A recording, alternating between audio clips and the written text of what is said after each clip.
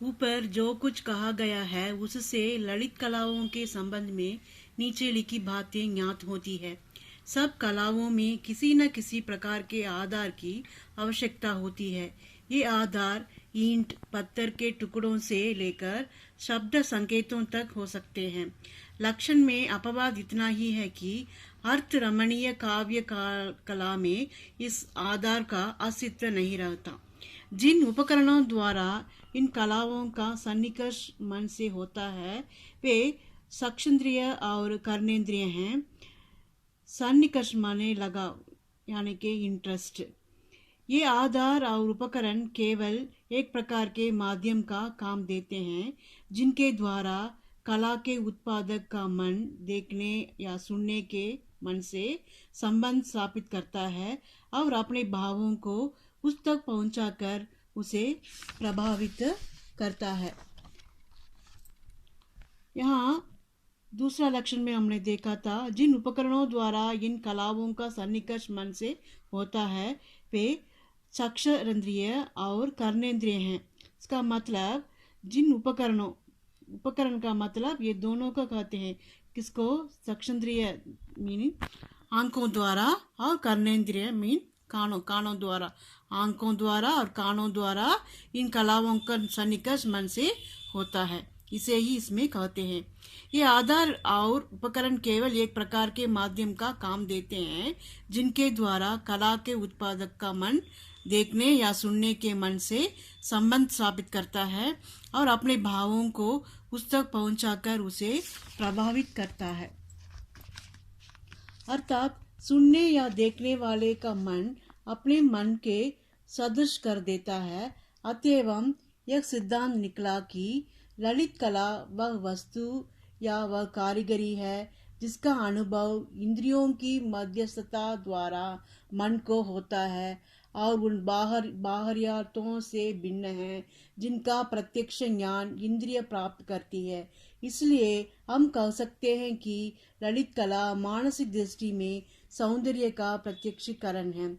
इसमें गद्यकार क्या कहना चाहते हैं कि ललित कलाओं में किसी न किसी आवश्यकता होती है। ये आधार ईंट पत्थर के टुकड़ों से लेकर शब्द संकेतों तक हो सकते हैं। काव्य कला में इस आधार का अस्तित्व नहीं रहता है। फिर से मैं कहती हूँ, ललित कलाओं में किसी न किसी प्रकार के आधार की आवश्यकता होती है। ये आधार ईंट पत्थर के टुकड़ों से लेकर शब्द संकेतों तक हो सकते हैं। काव्य कला में इस आधार का अस्तित्व नहीं रहता है। आंखों और कानों द्वारा कलाओं का लगाव मन से होता है। ललित कला उन बाह्यार्थों से भिन्न है जिनका प्रत्यक्ष ज्ञान इंद्रिय प्राप्त करती है। इसलिए हम कह सकते हैं कि ललित कलाएं मानसिक दृष्टि से सौंदर्य का प्रत्यक्षीकरण है। इस लक्षण को समझने के लिए यह आवश्यकता है कि हम प्रत्येक ललित कला के संबंध में नीचे लिखी 3 बातों पर विचार करें। वे क्या क्या हैं? पहला, उनका मूर्त आधार। दूसरा, वह साधन जिसके द्वारा वह आधार गोचर होता है। और तीसरा, मानसिक दृष्टि में नित्य पदार्थ का जो प्रत्यक्षीकरण होता है वह कैसा और कितना है। इन तीनों बातों को हम विचार करें। पहला, वास्तुकला। वास्तुकला का मतलब आर्किटेक्चर। वास्तुकला में मूर्त आधार निष्कृष्ट होता है, यानी कि उसका मूर्त आधार तुच्छ होता है। अर्थात ईंट पत्थर लोहा लकड़ी आदि जिनसे इमारत बनाई जाती है ये सब पदार्थ मूर्त हैं। अतएव इसका प्रभाव आंखों पर वैसा ही पड़ता है जैसा कि किसी दूसरे मूर्त पदार्थ का पड़ सकता है। प्रकाश छाया रंग प्राकृतिक स्थिति आदि साधन कला के सभी उत्पादकों को उपलब्ध रहते हैं। उपलब्ध माने प्रेजेंट, ये सब उसमें प्रेजेंट है। वे उनका उपयोग सुगमता से करके आंखों के द्वारा दर्शक के मन पर अपनी कृति की छाप डाल सकते हैं। इसके 2 कारण हैं। एक तो उन्हें जीवित पदार्थ की गति आदि प्रदर्शित करने की आवश्यकता नहीं होती। दूसरे, उनकी कृति में रूप, रंग, आधार आदि के वे ही गुण वर्तमान रहते हैं जो अन्य निर्जीव पदार्थ में रहते हैं। यह सब होने पर भी जो कुछ प्रदर्शित करते हैं उनमें स्वाभाविक अनुरूपता होने पर भी मानसिक भावों की प्रतिच्छाया प्रस्तुत रहते हैं। यानी कि जो कुछ प्रदर्शित करते हैं उनमें स्वाभाविक समानता होने पर भी मानसिक भावों की प्रतिच्छाया प्रस्तुत रहती है। किसी इमारत को देखकर संज्ञान जन सुगमता से कह सकते हैं कि यह मंदिर, मस्जिद या गिरजा है अथवा वह महल या मकबरा है। विशेषज्ञ यह भी बता सकते हैं कि इसमें हिंदू, मुसलमान अथवा यूनानी वास्तुकला की प्रधानता है। यानी कि विशेषज्ञ एक्सपर्ट लोग भी बता सकते हैं इसमें हिंदू, मुसलमान अथवा यूनानी वास्तुकला की प्रधानता है।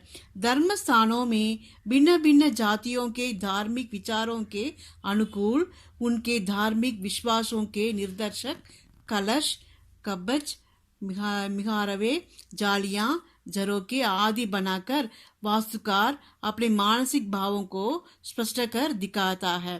यानी कि उस धार्मिक विचारों को, भिन्न भिन्न जातियों के धार्मिक विचारों के अनुकूल धार्मिक विश्वासों के निर्देशक कलश, कुब्बज, मिहराबे, जालियां, झरोके आदि बनाकर वास्तुकार क्या करते हैं, अपने मानसिक भावों को स्पष्ट कर दिखाते हैं। यही उसकी मानसिक भावों का प्रत्यक्षीकरण है। परंतु इस कला में मूर्त पदार्थ का इतना बाहुल्य रहता है कि दर्शक उन्हीं को प्रत्यक्ष देखकर प्रभावित और आनंदित होता है। यानी कि उस कला में मूर्त पदार्थों का, ठोस पदार्थ जो कुछ होते हैं वह इतना बाहुल्य रहता है कि दर्शक यानी कि ऑडियंस उन्हीं को प्रत्यक्ष देखकर, प्रत्यक्ष माने डायरेक्ट देखकर प्रभावित होकर आनंदित होते हैं। प्रभावित होना, अट्रैक्ट होना और आनंदित होते हैं। चाहे वे पदार्थ वास्तुकार के मानसिक भावों के यथार्थ निदर्शक हो चाहे ना हो, अथवा दर्शक उनको समझने में समर्थ हो ना हो। फिर से कहती हूँ, परंतु इस कला में मूर्त पदार्थ का इतना बाहुल्य रहता है कि दर्शक उन्हीं को प्रत्यक्ष देखकर प्रभावित और आनंदित होता है। चाहे वे पदार्थ वास्तुकार के मानसिक भावों के यथार्थ निदर्शक हो चाहे ना हो, अथवा दर्शक उनको समझने में समर्थ हो या ना हो। मूर्ति कला में यानी के आर्ट ऑफ स्कल्पचर में मूर्त आधार पत्थर, धातु, मिट्टी या लकड़ी आदि के टुकड़े होते हैं। यानी कि मूर्ति कला में मूर्त आधार पत्थर, धातु, मिट्टी या लकड़ी आदि के टुकड़े होते हैं जिन्हें मूर्तिकार काट छांट कर या डालकर अपने अभिष्ट आकार में परिणत करता है। मूर्तिकार के छेनी में असली सजीव या निर्जीव पदार्थ के सब गुण अंतर्निहित होते हैं। अंतर्निहित में उसके अंदर होता है। यह सब कुछ अर्थात रंग, रूप, आकार आदि प्रदर्शित कर सकता है। केवल गति देना उसके सामर्थ्य के बाहर रखता है। जब तक कि यह किसी कल यानी कि कला पुर्जे का आवश्यक उपयोग ना करें, परंतु ऐसा करना उसकी कला की सीमा के बाहर है। इसलिए वास्तुकार से मूर्तिकार की स्थिति अधिक श्रेष्ठता महत्व की है। वह सब कुछ अर्थात रंग, रूप, आकार आदि प्रदर्शित कर सकते हैं। प्रदर्शित करना मीन्स डिस्प्ले करना, केवल गति देना, उसके सामर्थ्य के बाहर रहना, जब तक कि वह किसी कला माने सॉफ्ट और पुर्जे माने उसका अंग पार्ट आवश्यक उपयोग ना करें, परंतु ऐसा करना उसकी कला की सीमा के बाहर है।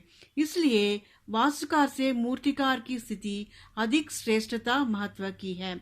इसमें मानसिक भावों का दर्शन वास्तुकार की कृति की अपेक्षा अधिकता से हो सकता है। मूर्तिकार अपने प्रस्तर खंड या धातु खंड में जीवधारियों की प्रतिच्छाया बड़ी सुगमता से संगठित कर सकता है। यही कारण है कि मूर्ति कला का मुख्य उद्देश्य शारीरिक या प्राकृतिक सुंदरता को प्रदर्शित करना है। चित्रकला का आधार कपड़े, कागज, लकड़ी आदि का चित्रपट है, जिसका चित्रकार अपने ब्रश या कलम की सहायता से भिन्न भिन्न पदार्थ का जीवनधारियों के प्राकृतिक रूप, रंग और आकार आदि का अनुभव करता है। चित्रकला का मतलब पेंटिंग। इसका चित्रकला का आधार कपड़े, कागज, लकड़ी आदि का चित्रपट है, जिसका चित्रकार अपने ब्रश या कलम की सहायता से पितेल्पा कलम से भिन्न भिन्न पदार्थ का जीवनधारियों के प्राकृतिक रूप, रंग और आकार आदि का अनुभव करता है। परंतु मूर्तिकार की अपेक्षा उसे मूर्त आधार का आश्रय कम रहता है। इसी से उसे अपनी कला की खूबी दिखलाने के लिए अधिक कौशल से काम करना पड़ता है। इसके कारण उसको अपने खूबी को दिखाने के लिए उसको अधिक कौशल से काम करना पड़ता है। वह अपने ब्रश या कलम से समतल या सपाट सतह पर स्थूलता, लघुता, दूरी और नकटीय आदि दिखाता है। वास्तविक पदार्थ को दर्शक जिस परिस्थिति में देखता है, उसी के अनुसार अंकन द्वारा वह अपने चित्रपट पर एक ऐसा चित्र प्रस्तुत करता है जिसे देखकर दर्शक को चित्रपट की वस्तु असली वस्तु सी लगती है। इस प्रकार वास्तुकार और मूर्तिकार की अपेक्षा चित्रकार को अपनी कला के ही द्वारा मानसिक दृष्टि उत्पन्न करने का अधिक अवसर मिलता है। अवसर माने चांस। इस पर उनके वास्तुकार और मूर्तिकार के अपेक्षा, उनके अतिरिक्त, किसके अतिरिक्त, वास्तुकार और मूर्तिकार के अतिरिक्त चित्रकार को क्या करना पड़ता है? अपनी कला के ही द्वारा मानसिक दृष्टि उत्पन्न करने का अधिक माने मोर चांसेस इज गेटिंग, अधिक अवसर उसको मिलता है। उसकी कृति में मूर्तता कम और मानसिकता अधिक होती है। इमेजिनेशन, उसका कृति में क्या होती है? इमेजिनेशन मोर होता है। किसी ऐतिहासिक घटना या प्राकृतिक दृश्य को अंकित करने में चित्रकार की केवल इस घटना या दृश्य के बाहरी अंगों को ही जानना और अंकित करना आवश्यक नहीं होता, किंतु उसे अपने विचार के अनुसार उस घटना या दृश्य को सजीवता देने और मनुष्य या प्रकृति के भाव भंगी का प्रतिरूप आंखों के सामने खड़ा करने के लिए अपना ब्रश चलाना और परोक्ष रूप से अपने मानसिक भावों को सजीव चित्र सा प्रस्तुत करना पड़ता है। चित्रकार का क्या, उसका केवल उस घटना माने इंसिडेंट, उसे क्या करता है? दृश्य के बाहरी अंगों को की जानना, अंकित करना आवश्यक नहीं होता, किंतु माने मगर उसे अपने विचार के अनुसार, उसके विचार, उनके थॉट, उसकी अकॉर्डिंग टू हिज थॉट, उस घटना या दृश्य को सजीवता ब्यूटी, सुंदरता देने और मनुष्य या प्राकृतिक भाव भंगी का प्रतिरूप आंखों के सामने खड़ा करने के लिए, मनुष्य के भावभंगी प्रतिरूप और प्रकृति का भावभंगी प्रतिरूप को उनके आंखों के सामने खड़ा करने के लिए अपना ब्रश चलाता है। कौन? चित्रकार। और परोक्ष रूप से माने इनडायरेक्टली अपने मानसिक भावों का सजीव चित्र सा प्रस्तुत करना पड़ता है। अतएव यह स्पष्ट है कि इस कला में मूर्तता का अंश थोड़ा और मानसिक का बहुत अधिक होता है। यानी कि क्या कहते हैं, इससे क्या स्पष्ट होता है कि इस कला में मूर्तता का अंश थोड़ा और मानसिक का बहुत अधिक होता है। यहाँ तक तो उन कलाओं के संबंध में विचार किया गया जो आंखों द्वारा मानसिक तृप्ति प्रदान करती है। अब अवशिष्ट दो ललित कलाओं अर्थात संगीत और काव्य पर विचार किया जाएगा, जो कर्ण द्वारा मानसिक तृप्ति प्रदान करती है। इन दोनों में मूर्त आधार की न्यूनता और मानसिक भावना की अधिकता रहती है। यहाँ तक तो उन कलाओं के संबंध में विचार किया गया जो आंखों द्वारा मानसिक तृप्ति प्रदान करती है। अब अवशिष्ट दो ललित कलाओं अर्थात संगीत और काव्य पर विचार किया जाएगा, जो कर्ण द्वारा मानसिक तृप्ति प्रदान करती है। कर्ण द्वारा माने कान द्वारा मानसिक तृप्ति हमारा मन के संतोष देती है। इन दोनों में मूर्त आधार की न्यूनता और मानसिक भावना की अधिकता रहती है। पहला संगीत। संगीत का आधार नाद है, जिसे या तो मनुष्य अपने कंठ से या कई प्रकार के यंत्रों द्वारा उत्पन्न करता है। इस नाद का नियमन कुछ निश्चित सिद्धांत के अनुसार किया गया है। सिद्धांतों माने प्रिंसिपल, उसका कोई प्रिंसिपल होता है, उसके अनुसार उसका संगीत का नाद होता है। इन सिद्धांतों के स्थिरीकरण में मनुष्य समाज को अनंत समय लगा है। संगीत के 7 स्वर इन सिद्धांतों के आधार होता है। ये वे ही संगीत कला के प्राण रूप या मूल कारण होता है। तो संगीत के 7 स्वर कहते हैं ना, सरी ग म प ध नि सा, उस स्वर ही इनका सिद्धांत का आधार है। से वे संगीत कला का क्या कहते हैं, प्राण रूप कहते हैं, यानी कि मूल कारण कहते हैं। इससे स्पष्ट है कि संगीत कला का आधार या सम्माहक नाद है। इसी नाद से हम अपने मानसिक भावों का प्रकट करते हैं। संगीत के द्वारा हमारे मन में होने वाले भावों को यानी कि फीलिंग को हम बाहर प्रकट करते हैं। संगीत की विशेषता इस बात में है कि उसका प्रभाव बड़ा विस्तृत है और वह प्रभाव अनादिकाल से मनुष्य मात्र की आत्मा पर पड़ता चला आ रहा है। जंगली से जंगली मनुष्य से लेकर सभ्य मनुष्य तक आप उसके प्रभाव के वशीभूत हो सकते हैं, यानी कि जंगली से जंगली मनुष्य से लेकर और सभ्य मनुष्य तक उसके प्रभाव के वशीभूत हो जाते हैं, हो सकते हैं। वशीभूत होना, अट्रैक्शन होना। मनुष्य को जाने दीजिए, पशु पक्षी तक उसका अनुशासन मानते हैं। संगीत हमें रुला सकता है, हमें हंसा सकता है और हृदय में आनंद की हिलोरे उत्पन्न कर सकता है। यानी कि संगीत हमें किस प्रकार के भावों को देती है। मनुष्य को जाने दीजिए, पशु पक्षी तक उसका अनुशासन मानते हैं। संगीत हमें रुला सकता है, रुला करना माने क्राई, हमें हंसा सकता है, वी कैन लाफ।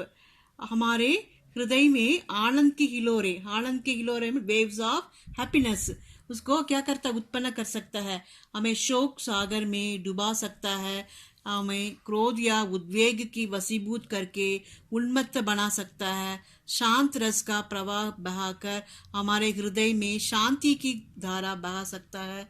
परंतु जैसे अन्य कलाओं के प्रभाव की सीमा है, वैसा ही संगीत की भी सीमा है। संगीत द्वारा भिन्न भिन्न भावों या दृश्यों का अनुभव कानों की मध्यस्थता से मन को कराया जा सकता है। उसके द्वारा तलवारों की झंकार, पत्तियों की गड़गड़ाहट, पक्षियों का कलरव हमारे कर्ण कुहरों में पहुंचाया जा सकता है। परंतु यदि कोई चाहे कि वायु का प्रचंड वेग, बिजली की चमक, मेघों की गड़गड़ाहट तथा समुद्र की लहरों की आघात भी हम स्पष्ट देख सकते हैं या सुनकर भी उन्हें पहचान सकते हैं, तो उस बात संगीत की सीमा के बाहर है। संगीत का उद्देश्य हमारी आत्मा को प्रभावित करना है और इसमें यह कला उसकी सफल हुई है। जितनी काव्य कला को छोड़कर और कोई कला नहीं हो पाई। संगीत हमारे मन को अपने इच्छा अनुसार चंचल कर सकता है और उसमें विशेष भावों का उत्पादन कर सकता है। इस विचारों से यह कला वास्तु, मूर्ति और चित्रकला से बढ़कर है। यह एक बात यहाँ और जान लेना अत्यंत आवश्यक है, वह यह कि संगीत कला और काव्य कला में परस्पर बड़ा घनिष्ठ संबंध है।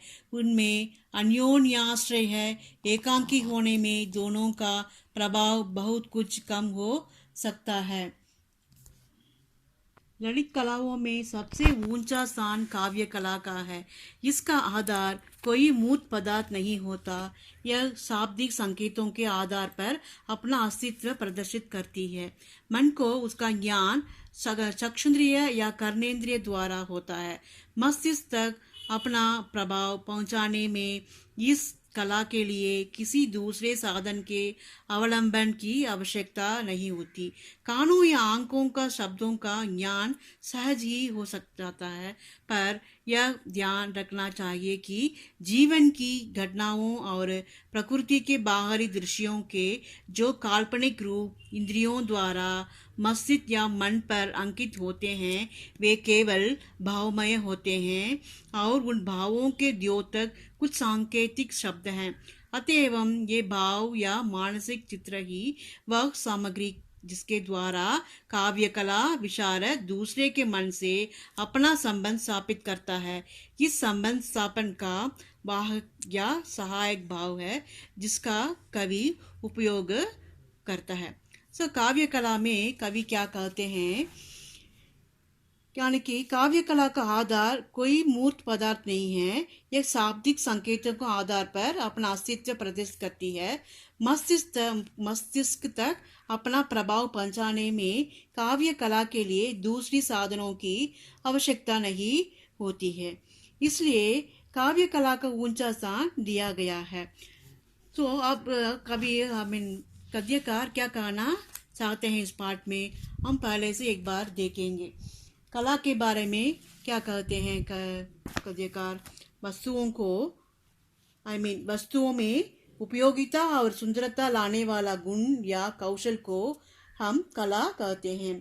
कला के दो भेद होते हैं, उपयोगी कला और ललित कला। बढ़ई, सुनार, कुम्हार, राज, जुलाहा आदि व्यवसाय उपयोगी कला में सम्मिलित हैं। वास्तुकला, मूर्तिकला, चित्रकला, संगीत कला और काव्य कला ललित कला के अंतर्गत आते हैं। उपयोगी कला के कारण मनुष्य की आवश्यकता की पूर्ति होती है। ललित कला मनुष्य को अलौकिक आनंद देती है। यह आवश्यक नहीं कि जो वस्तु उपयोगी हो या सुंदर भी हो, मगर मनुष्य सौंदर्योपासक प्राणी है। वह उपयोगी वस्तु में भी सुंदरता देखना चाहता है। उपयोगी होने के साथ साथ जो चीज सुंदर भी होती है वही ज्यादा पसंद की जाती है, वही ज्यादा बिकती भी है। इसलिए उपयोगी कला को सुंदर बनाना आवश्यक माना जाता है। संगीत का प्रभाव बड़ा विस्तृत होता है। उसका प्रभाव अनादिकाल से मनुष्य पर पड़ता आया है। जंगली से जंगली मनुष्य से लेकर सभ्य मनुष्य तक संगीत के वशीभूत होते हैं। पशु पक्षी तक संगीत से प्रभावित होते हैं। संगीत हमें रुला सकता है, हंसा सकता है, हमारे दिलों में आनंद की लहरें उत्पन्न कर सकता है, हमें शोक सागर में डुबा सकता है, हमारे हृदय में शांति की धारा बहा सकता है। संगीत कला का आधार नाद है। स्वरों का आरोह या अवरोह ही उसका मूर्त आधार है। यदि कोई चाहे कि वायु का प्रचंड वेग, बिजली का चमक, मेघों की गड़गड़ाहट तथा लहरों की आगाद भी हम सुनकर पहचान ले तो यह बात संगीत की सीमा से बाहर है। मगर काव्य कला का आधार कोई मूर्त पदार्थ नहीं है। यह शाब्दिक संकेतों के आधार पर अपना अस्तित्व प्रदर्शित करती है। मस्तिष्क तक अपना प्रभाव पहुंचाने में काव्य कला के लिए दूसरे साधनों की आवश्यकता नहीं होती। इसलिए काव्य कला को ऊंचा स्थान दिया गया है। ठीक है छात्रों, अब इस पाठ से आपको क्या क्या किस प्रकार के कोई प्रश्न पूछे जाते हैं उसे हम देखते हैं। कला के भेदों के सविस्तार समझाइए। उपयोगी कला को सुंदर बनाना क्यों आवश्यक माना जाता है। ललित कला में संगीत कला का महत्व समझाइए। काव्य कला और संगीत कला दोनों अन्योन्याश्रित, फिर भी काव्य कला को ऊंचा स्थान क्यों दिया गया है। इस प्रकार के प्रश्न पूछे जाएंगे। ठीक है छात्रों, आप इन प्रश्नों को पढ़िए। दूसरे कक्षा में हम मिलेंगे।